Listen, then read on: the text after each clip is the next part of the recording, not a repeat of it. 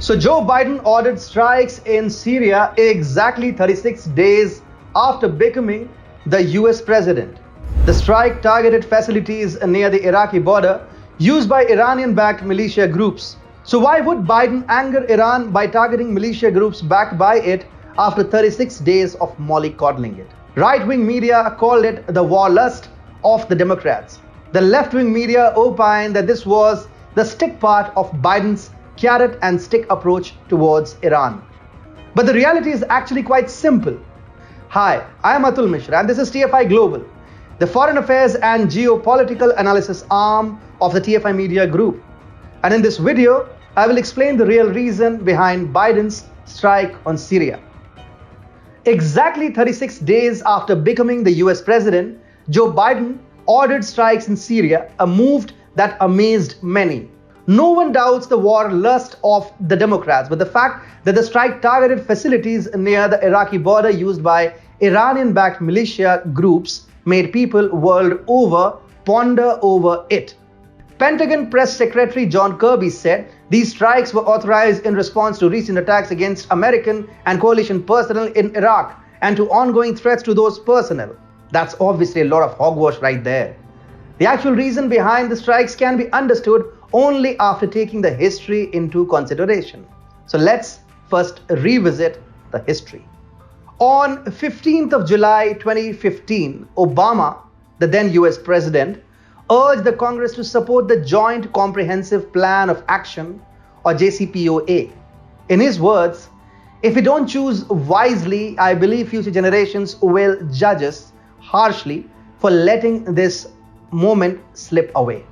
Obama further stated, "I have a lot of differences with Ronald Reagan, but where I completely admire him was his recognition that we were able to verify an agreement that was negotiated with the evil empire, which means the Soviet Union, that was hell-bent on our destruction and was a far greater existential threat to us than Iran will ever be.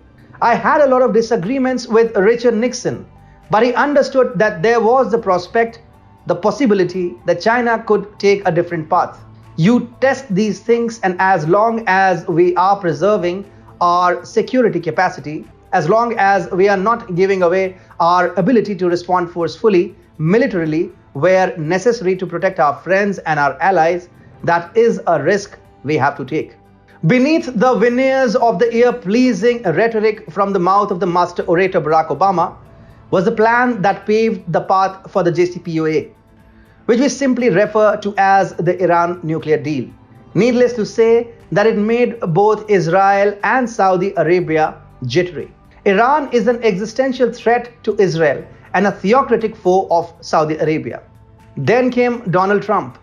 Donald Trump, while campaigning as a Republican presidential nominee, had condemned the JCPOA as the worst deal ever negotiated and a disaster that could lead to a nuclear holocaust. As the President, Trump bolstered US's ties with Saudi Arabia, Israel, the UAE and other Gulf states. Iran naturally became a pariah in the region, and the JCPOA was quietly dumped in the trash bin.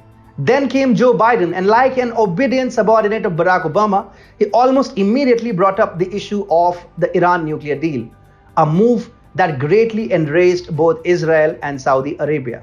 Since becoming the president, Biden has openly flirted with Iran. He began his term by punishing all of Iran's foes. It started with the UAE as Biden suspended arms sales to it. He did the same with Saudi. He didn't call the Israeli Prime Minister Benjamin Netanyahu for almost a month, giving noticeably clear signals that he didn't like Netanyahu rallying for Trump's cause. Now he's trying to pull Saudi Arabia's crown prince down by trying to frame him in the Jamal Khashoggi murder case. These moves serve two purposes. Firstly, they greatly undermine Trump's legacy, who is currently the bête noire of the Democrats and the deep state. And secondly, it served as a message of camaraderie with Iran, whose ego was greatly bruised during the Trump era. Now that we are done with brushing up the history, let's revisit what happened in Syria. As explained earlier, Joe Biden ordered strikes in Syria exactly 36 days after becoming the US president. The strike targeted facilities near the Iraqi border used by Iranian-backed militia groups. So why would Biden anger Iran by targeting militia groups backed by it after 36 days of mollycoddling it? The answer is quite simple, and it's astonishing to note that the entire global media has failed to decipher the reason behind the strikes. Right-wing media called it the warlust of the Democrats, who must oblige the arms manufacturers by launching wars in different parts of the world. The left-wing media opined that this was the stick part of Biden's carrot and stick approach towards Iran. But the reality is actually quite simple. The strike is a diversionary tactic, a giant smokescreen to ensure the seamless passage of the Iran nuclear deal. Biden needed a high moral ground, and the strike in Syria provides him with just that.